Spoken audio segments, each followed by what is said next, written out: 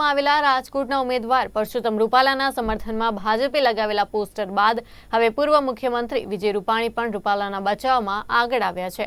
રાજકોટ ખાતે ભાજપના 45મા સ્થાપના દિવસની ઉજવણીના કાર્યક્રમમાં હાજરી આપ્યા બાદ પત્રકારો સાથે વાત કરતા તેમણે કહ્યું કે રૂપાલાએ માફી માંગી લીધી છે, તેથી ક્ષત્રિય સમાજે તેમને માફી આપી દેવી જોઈએ।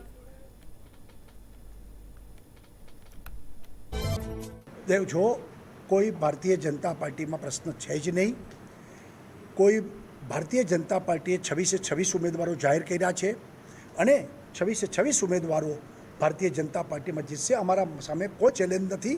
ભાજપનો કાર્યકર્તા કમળને જોઈને કામ કરનારો કાર્યકર્તા છે, ભાજપ જીતશે। હા, તો પરેશભાઈ લાભ લઈ લે, એમાં ક્યાં ના પાડી છે? ખરાબ રીતે હારશે, એમાં કોઈ શંકા જ નથી। નહીં, એ રૂપાલા સાહેબે માફી માગી લીધી છે। ક્ષત્રિય સમાજ ભૂતકાળમાં અનેક સમા આપનારો સમાજ છે, એટલે હું એમ માનું છું એ પ્રશ્ન પણ પતશે અને કોઈ પ્રશ્ન ઊભા નહીં રહે। બરાબર છે।